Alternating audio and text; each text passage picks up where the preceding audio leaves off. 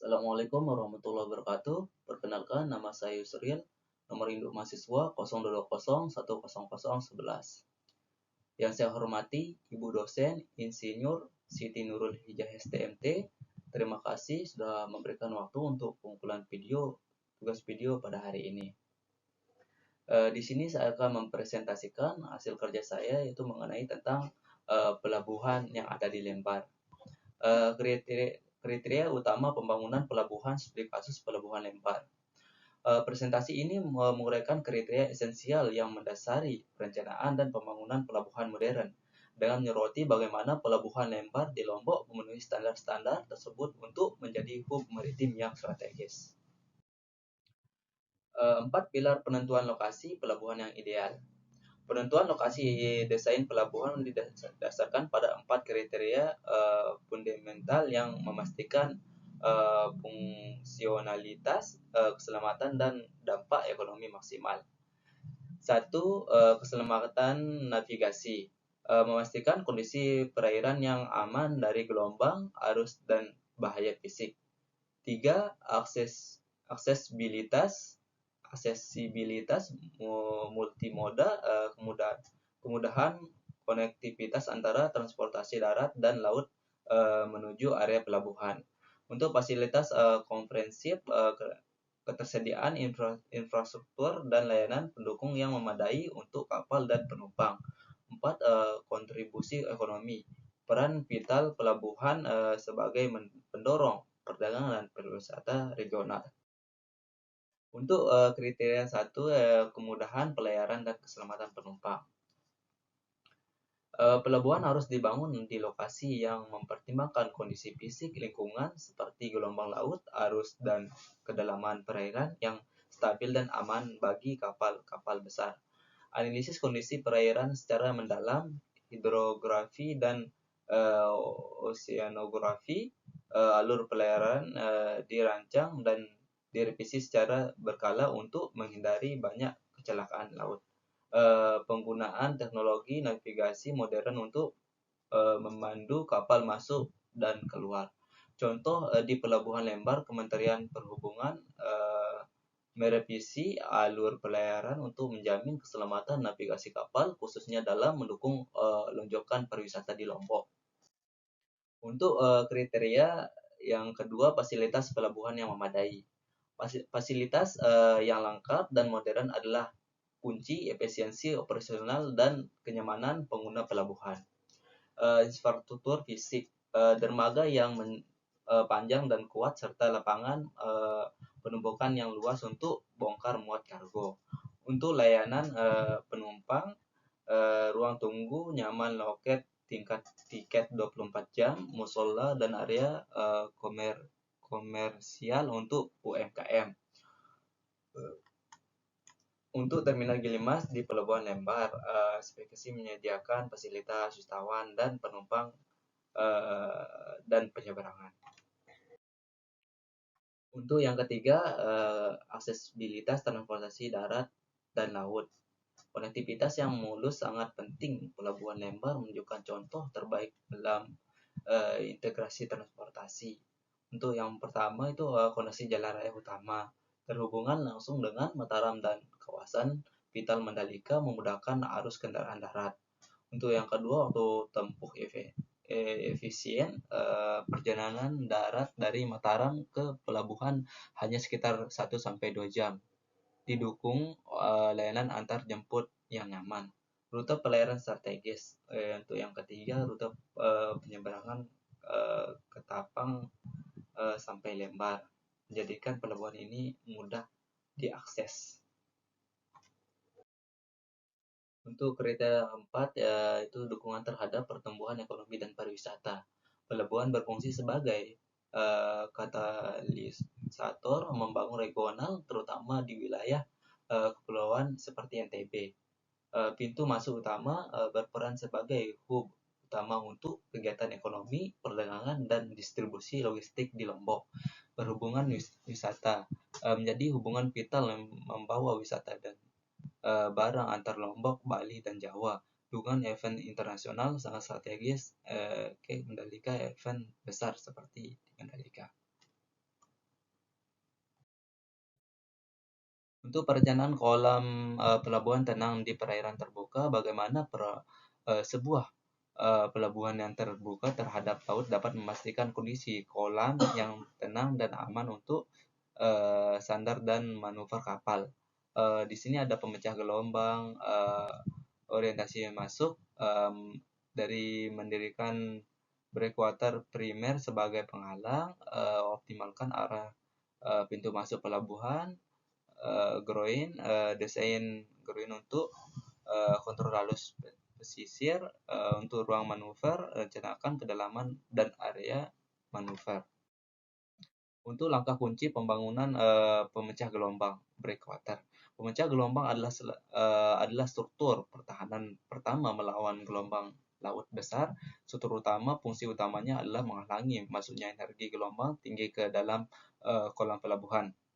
Pemilihan tipe tersambung daratan, lepas pantai tenggelam atau terapung didasarkan pada karakteristik gelombang dan kondisi dasar laut. Posisi strategis, posisi breakwater disusun agar mulut pelabuhan terlindung penuh datangnya gelombang dominan.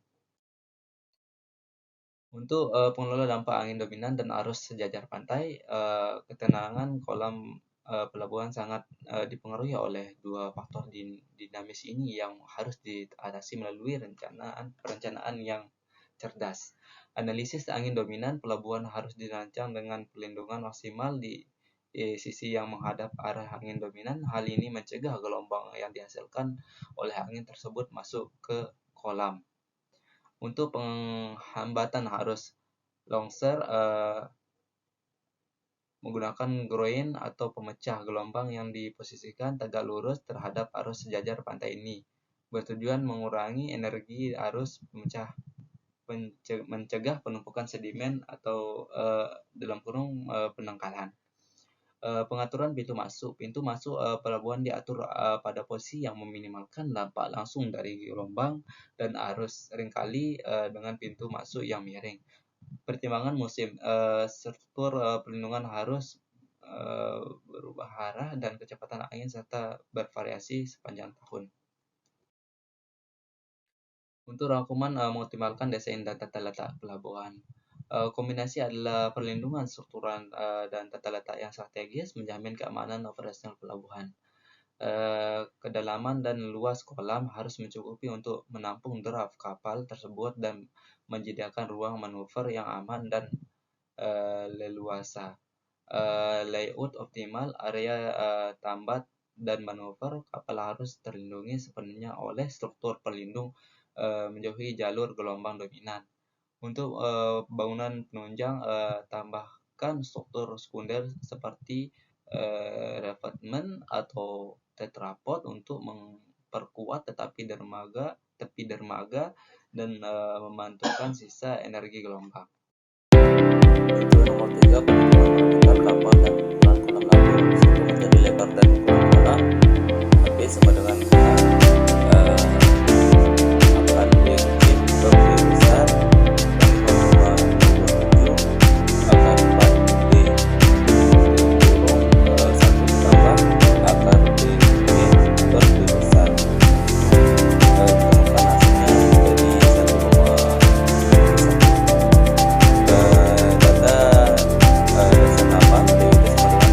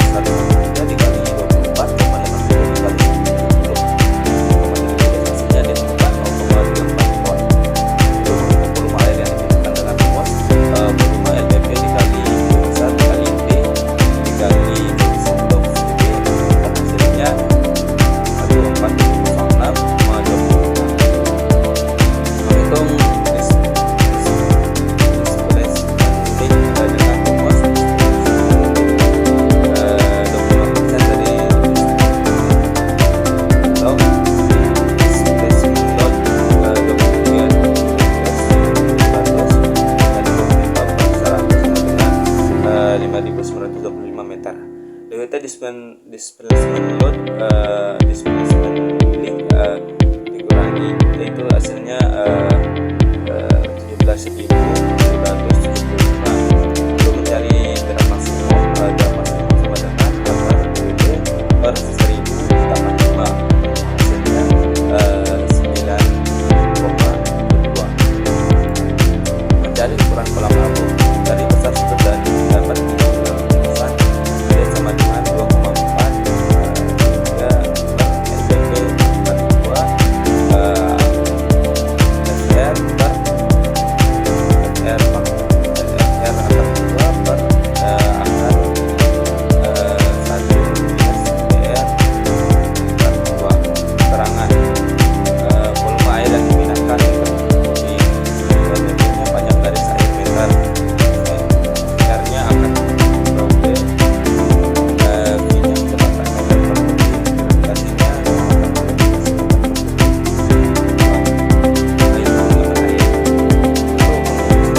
kita harusnya data yang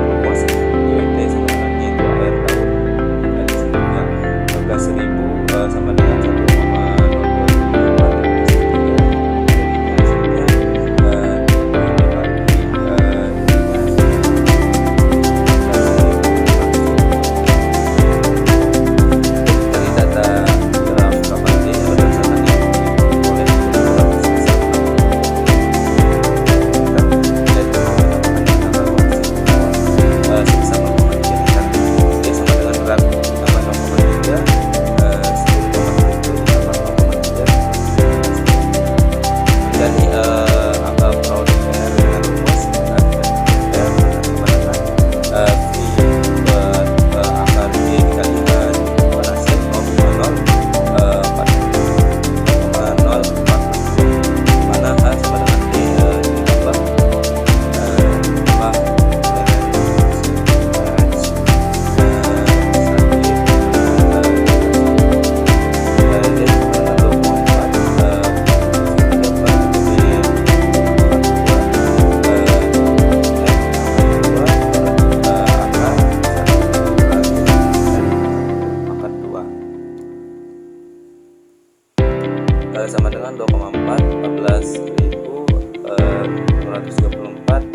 per 163 akar 2, yang ini hasilnya 0,02800. Jadi ya pengaruh kuat sangat kecil sehingga elevasi dasar alur dapat langsung dilakukan koreksi di tempat menghitung dimensi kolam hutan. Padahal tempat standar dengan rumus sama dengan 1,8 L dikali 1,5 L. Dan panelnya adalah lebar tenaga. Lebarnya adalah 200, ditemukan hasilnya 108.000 meter persegi. Hektar dari 10,8. Areal kolom untuk putar dengan rumus dengan 2L maka akar 2 sama dengan